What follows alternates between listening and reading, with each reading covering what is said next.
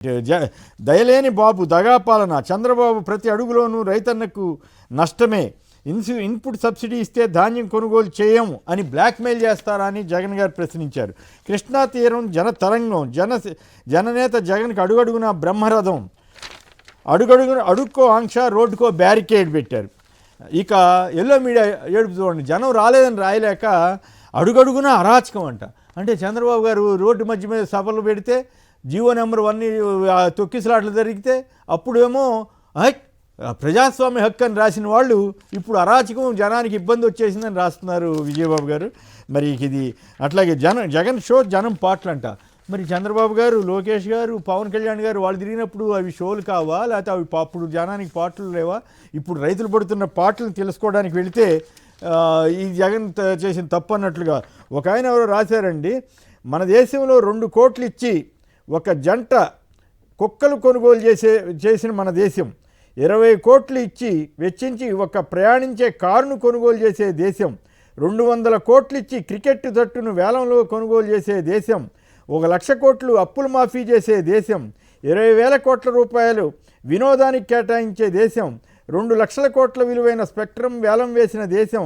కానీ మమ్మల్ని లేదా మేము పండించే ధాన్యం మాత్రం ఎవరు వేలం వేయడానికి రావు, పండించిన రైతు భిక్షగాడిగా మారుతున్నారు అంటూ ఒక హృదయపు ఆవేదనతో కూడినటువంటి వ్యాఖ్య చేశారు. సో ఈ రైతుల మీద వచ్చిన జనాన్ని మీద ఆంక్షలు పెడితే జగన్కి అయినా కూడా జనం ఈ స్థాయిలో వచ్చారంటే ఏమిటి దాని అర్థం రాజీవ్ గారు? సార్ అడుగుకు ఒక ఆంక్ష, రోడ్డుకు ఒక బారికేడు, నిమిషానికి ఒక రూలు, ఏదైనా పెట్టినాయి జగన్మోహన్ రెడ్డి గారి పర్యటనలో జనాలను ఆపాలనేటువంటి కూటమి ప్రభుత్వం ఒక లక్ష్యం. అంతే తప్ప జగన్మోహన్ రెడ్డి గారు ఎందుకు వస్తున్నారు, అసలు పంట నష్టం ఎంత జరిగింది, రైతులకు మనం ఏం చేసాం, రైతులు బాగుండాలంటే ఏం చేయాలనే ఆలోచన ఎక్కడా కూడా ఈ ప్రభుత్వానికి లేదు సార్. కేవలం జగన్మోహన్ రెడ్డి గారు వస్తే మాత్రమే ఆ సమస్య వెలుగులోకి వస్తుంది. కాబట్టి సమస్యలు కనబడకుండా ఉండాలి అంటే జగన్మోహన్ రెడ్డి గారు రాకూడదు, జనాలను ఆపాలి అనేటువంటి లక్ష్యంతో పనిచేస్తుంది తప్ప ఇంకొకటి కాదు. నిన్న మీరు చూస్తే జగన్మోహన్ రెడ్డి గారి పర్యటన మొత్తం జన సందోహంగా మారింది.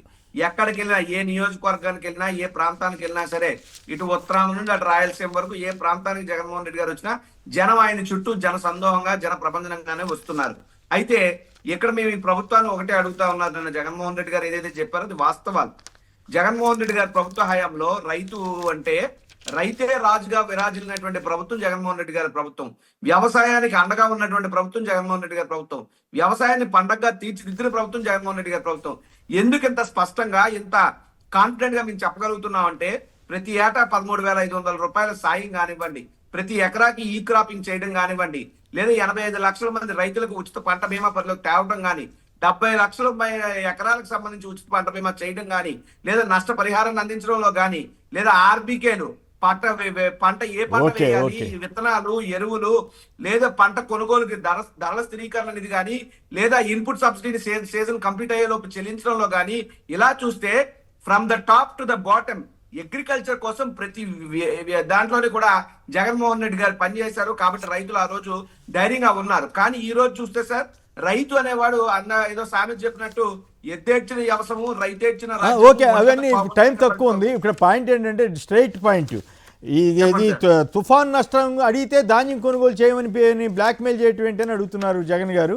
అలాగే ఈనాడు వాళ్ళు రాశారు, ప్రతి షరతు ఆ షరతు ఎట్లా ఉల్లంఘించారు అంటే కేసులు పెట్టమనా ఏంది ఈ రకంగా. మరి గతంలో కందుకూరు, గుంటూరు ఇటువంటి చోట్ల ఎన్ని చోట్ల తొక్కిసలాట్లు జరిగినప్పుడేమో జీవో నెంబర్ 1 ఇస్తారా అని రాసిన వీళ్ళు ఇప్పుడు ఈ షరతులు పెట్టి, అసలు షరతులు పెట్టేటువంటి ఒక నాయకుడు వెళ్తుంటే దాని మీద సంక్షిప్తంగా మాట్లాడండి. విజయబాబు గారు కూడా ఈ ఎల్లో మీడియా ఏడుపు మీద మాట్లాడతారు.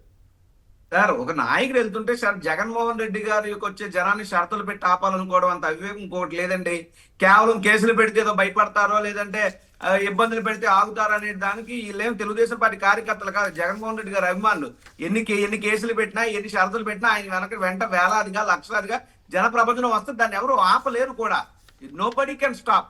కాకపోతే వీళ్ళ కడుపు దొద్ద తీర్చుకోవడానికి, కడుపు మంట తీర్చుకోవడానికి ఈ రకంగా వ్యవహరించడం తప్ప ఇంకోటి కాదు. రెండోది, బహుశా భారతదేశంలో ఎక్కడా కూడా రైతులను బ్లాక్ మెయిల్ చేసినటువంటి ప్రభుత్వం ఉండదండి. ఇన్పుట్ సబ్సిడీ ఇస్తే ధాన్యం కొనుగోలు చేయమని చెప్పేటటువంటి మాట కన్నా ఇంకా దారుణమైనటువంటి మాట ఇంకొకటి ఏమి ఉండదు. ఎక్కడా కూడా ఏదో మరి చంద్రబాబు నాయుడు గారు వస్తే విపత్తులు ఎక్కువ వస్తూ ఉంటాయి. 19 నెలల కాలంలో 18 నెలల కాలంలో సుమారు 16 విపత్తులు రావడం ఏంటి, దాదాపు 15 లక్షల ఎకరాల్లో పంట నష్టం కలగడం ఏంటి, 20 జిల్లాల్లో ఈ ప్రభావం పడడం ఏంటి, అయినా సరే నిమ్మకు నీరెత్తినట్టు వ్యవహరించడం. ఒక రోజులోనేమో హెలికాప్టర్లో తిరిగేస్తారు, 30వ తారీఖు జీవో ఇచ్చి 31వ తారీఖు ఎమ్మెల్యేస్ట్ ఇచ్చామంటే ఇది సాధ్యమేనా? కేవలం కంటి తుడుపు చర్య కూడా కాదు, ప్రచార ఆర్భాట చర్య తప్పితే ఇంకొకటి కాదు. కాబట్టి ఆ రైతులకు న్యాయం జరిగే వరకు జగన్మోహన్ రెడ్డి గారి నాయకత్వంలో వైఎస్ఆర్ కాంగ్రెస్ పార్టీ పోరాటం చేస్తూనే ఉంటుంది.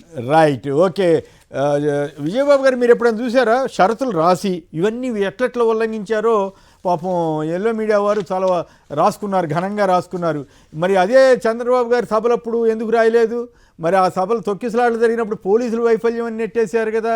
అనేక తొక్కిసలాట్లు, గోదావరి పుష్కరాలు కావచ్చు, లేదు కందుకూరు కావచ్చు, ఇట్లా ఈ రకంగా మీడియా ఇంత అధ్వానంగా రాయటం ప్రజలకు ప్రయోజనమా? ఒక విధానం మీద ఉండాలి కదా. ఓకే, ఒకవేళ ఇదే కరెక్ట్ అయితే జగన్ గారు ఇచ్చినటువంటి జీవో నెంబర్ 1 అప్పుడు ర్యాలీలు వద్దు, మనం వేరే ఒక చోట ఎక్కడన్నా సభలు పెట్టుకుందాం ఎవరైనా అంటే, ఈ ప్రజాస్వామ్యం కూని అయిపోయింది అన్నారు కదా. ఇప్పుడు మరి ఇట్లెందుకు ఏడుస్తున్నారు వీళ్ళు? అధికార పార్టీ అయినా విపక్షం అయినా ప్రజల కష్టాల్లో ఉన్నప్పుడు ప్రజల దగ్గరికి వెళ్ళడం, వాళ్ళ సమస్యలు తెలుసుకోవటం, వాళ్ళకు ఓదార్పు ఇవ్వటం అనేటువంటిది ప్రజానాయకుల యొక్క విధి అండి. ముఖ్యంగా రైతులు అనగానే నాయకులు గుర్తొచ్చేది రాజశేఖర రెడ్డి గారు, జగన్మోహన్ రెడ్డి గారు. అందుకని నిన్న చూడండి, ఆ రైతులందరూ కూడా వాళ్ళకి తక్షణ సహాయం అందించకపోయినా ఆ ఓదార్పుకి వాళ్ళు ఎంతగా కదిలిపోయారో చూడండి. అది నాయకుడి యొక్క లక్షణం. ఆయన వెళుతూ ఉంటే జనాలు స్వచ్ఛందంగా వస్తూ ఉంటే వాళ్ళ మీద నాకు నిన్న ఆయన ఊరేగింపులో ఒక స్కూల్ బస్సు వెళుతూ ఉందండి. స్కూల్ బస్సు వెళ్తా ఉంటే ఆ స్కూల్లో నుంచి చిన్నారులందరూ కూడా విండోస్లో నుంచి చేతులు ఊపుతూ ఉన్నారు. ఆ చిన్నారులు చేతులు ఊపుతూ ఉంటే నాకు చూసి చాలా ముచ్చటేసింది. అంటే ఆయన ఎడ్యుకేషన్ కూడా ఎంతగా ఇన్ఫ్లుయెన్స్ చేశారనేది ఖచ్చితంగా అంత చిన్నారుల యొక్క వీళ్ళల్లో కూడా అది కనెక్ట్ అయింది. కాకపోతే మళ్ళీ నాకు భయం వేసింది ఏంటంటే, రేపు ఈ చిన్నారులు ఎవరు, అసలు వీళ్ళు ఏ క్లాసులో ఉన్నారు, ఏం చదువుతున్నారు, వాళ్ళ పేర్లు ఏంటి తెలుసుకొని కేసులు పెడతారేమో అని చెప్పని నాకు కొంచెం క్షణకాలం భయం వేసిందండి. ఆ విధంగా మరి జరుగుతుంది అదే కదా. అంత ఆ స్థాయికి దిగదారితే ఇక అది ప్రభుత్వం ఇందులో మీకు అసహజం ఏముంది చెప్పండి? ఇప్పుడు చేయని తప్పుకి ఇళ్లలోకి వెళ్ళి డోర్లు బద్దలు కొట్టి ఇది తప్పురా బాబు అన్నోళ్ళ మీద ఏమో తప్పులు పెడుతున్నటువంటి పరిస్థితి, ఇది తప్పు అని రాస్తున్నటువంటి జర్నలిస్టుల మీద కేసులు పెడుతున్నటువంటి అని చెప్పని కేసులు పెడుతున్న పరిస్థితి. ఇందులో అతిశయోక్తి ఏముంది? అతిశయోక్తి ఏమీ లేదండి. కాదు, మీరు ఎప్పుడైనా చూసారా షరతు నెంబర్ 1 ఇట్లా ఉల్లంఘించారు, షరతు నెంబర్ 2 అని ఒక పత్రిక ఎల్లో మీడియా రాసుకుందంటే అసలు మీడియాకి ఇంత బాధ్యతారాహిత్యమా, సిగ్గులేని తరమా? ఏమనుకోవాలి వీళ్ళని? ఇంత ఏడుపా? జగన్ గారికి జనం వచ్చారనే ఏడుపా, లేకపోతే ఏమిటి గొడవ అనేది నా ప్రశ్న. వాళ్ళ తెంపరితనం అండి. మామూలుగా రాయాల్సింది ఏంటంటే, రైతులు ప్రతిపక్ష నాయకుడికి లేదంటే వాళ్ళు అనుకుంటున్నట్టుగా విపక్ష నాయకుడికి ఏం చెప్పారు, అసలు ఏ ఇష్యూస్ ఏంటి? ఇప్పుడు ఆయన చాలా వ్యాలిడ్ పాయింట్ ఒకటి హైలైట్ చేశారు. 1 డేలో 30వ తారీఖు నాడు నోటీస్ ఇచ్చి కృష్ణా జిల్లా కలెక్టరు 31 లోపు కంప్లీట్ మీరు అసలు అంతా కూడా ఇది ఒక్క రోజులో సోషల్ ఆడిట్ను ఎన్యూమరేషన్ రెండు కూడా ఇవ్వాలి, కాదన్నట్లయితే మీరు అన్ఫిట్ అవుతారంటే వాళ్ళ మీద తీవ్రమైనటువంటి ఒక ఒత్తిడి తీసుకొచ్చి చెప్పడం. తర్వాత ఒక రైతు చెప్పాడు, మేము మా యూరియా కోసం తిరగడంతో సరిపోయింది, తర్వాత విత్తనాలు వేసుకున్నామా, ఇన్సూరెన్స్ వాటి గురించి ఆలోచించే పరిస్థితి కూడా లేదు అని చెప్పని. ఇలాంటి ఇష్యూస్ని మానవతా దృక్పథంతో ఆలోచించి ఆ కోణం చేయండి అని చెప్పని ప్రభుత్వానికి వాళ్ళు సలహా ఇవ్వాలి. అలాంటిది అవన్నీ గాలికి వదిలేసేసి రంధ్రాన్వేషణ చేయటం, ఇది ఒక శాడిస్టిక్ జర్నలిజం తప్ప మరొకటి అట్లా కాదుగా. దానికి కట్టుబడి ఉన్నట్లయితే చంద్రబాబు గారు చేసినప్పుడు కూడా తప్పే కదా. ఆయన వద్దు, అక్కడ శాంతి భద్రతల సమస్య కాదు, పల్నాడులో శాంతి భద్రతల సమస్య ఉంది, మీరు వెళ్ళొద్దని అంటే తాడు పెట్టి అడ్డం పెడతారా? డ్యామ్ డూమ్ అని అప్పుడు రాశారు కదా. మరి ఆయన అక్కడికి వెళ్ళి రెచ్చగొట్టినప్పుడు అబ్బో బ్రహ్మాండం అన్నారు కదా. తొక్కిసలాట జరిగితే పోలీసులు వైఫల్యం, అది వాళ్ళ డ్యూటీ కాదు కదండి. అది జనపత్రికలు కావు, జనాలకు సంబంధించిన మీడియా కాదు కదా. వాళ్ళ కోసం చంద్రబాబు నాయుడు గారి కోసం పనిచేస్తున్నటువంటివి కాబట్టి సహజంగా రాసుకుంటారు. అది మనం అంటే రామోజీ గారు మాకు చెప్పిన అబద్ధాలే అనుకోవాలి ఇప్పుడు. అసలు మన వాటి గురించి మాకు మాట్లాడాల్సిన అవసరం లేదు. అబద్ధాలు రాయొద్దయా, నిజాలే రాయండి అయ్యా అని కొన్ని సందర్భాల్లో జనపత్రికలు కాదు, చెప్పారు. మరి ఇప్పుడు అవన్నీ గణపత్రికలు అబద్ధాలు అనుకోవాలి ఇప్పుడు మేము. అవి జనపత్రికలు కాదు, గణపత్రికలు కాదు. శ్రీశ్రీ గారు చెప్పినట్టుగా పెట్టుబడికి, చంద్రబాబు నాయుడు గారి పెట్టుబడికి, చంద్రబాబు నాయుడు గారి కట్టుకథలకి పుట్టిన విషపత్రికలు వాటి కోసమే పనిచేస్తూ ఉంటాయి. అది దురదృష్టం అందులో కదా మీరు అట్లా జనం. వార్తలను వెతుక్కోవాలి, సత్యాన్వేషణ కావాలనుకోవటం, మీరు కోరుకోవటం అది కరెక్ట్ కాదు. అది మన భ్రమ అంటారు. అంతే. ఖచ్చితంగా.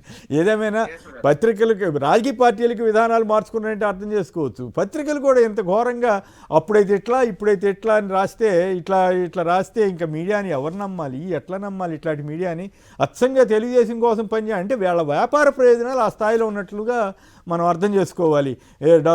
ఎవరు అంటారు కదా, డబ్బులు ఊరికే రావని ఆ గుండె ఆయన ఎవరో చెప్తుంటాడు కదా, అట్లా అయిపోయింది. ఏంటి రాజు మాట్లాడండి సంక్షిప్తంగా, టైం అయిపోయింది. సార్ చిన్న సబ్మిషన్ సార్. ఇప్పుడు వీళ్ళ షరతులు పెట్టడం లేదంటే ఇంకోటి చేయడం, జగన్మోహన్ రెడ్డి గారి పర్యటనల మీద పోలీస్ శాఖ పెడుతున్నటువంటి దృష్టి, ఈ ప్రభుత్వం పెడుతున్నటువంటి కష్టంలో 10వ వంతు గొళ్ళ దగ్గర సింహాచలంలోనైనా, తిరుపతిలోనైనా, కాశీబొగ్గలోనైనా ఇంకో దగ్గర పెట్టుంటే ప్రజల ప్రాణాలు కాపాడడం అవుతారు. కానీ వీళ్ళ నిర్లక్ష్యానికి బలైపోతుంది ప్రజలు. ఇక్కడ జగన్మోహన్ రెడ్డి గారి పర్యటనలో ఈ రకమైనటువంటి షరతులతో ఇబ్బందులు పెడుతున్నారు. ఇది మంచి పద్ధతి కాదు ఈ ప్రభుత్వం. అయితే జనం తరలి వస్తే ఇప్పుడు తప్పు పార్టీదో లేకపోతే జనందో అన్నట్టుగా రాసేస్తున్నారు. జనం అభిమానం వస్తారు.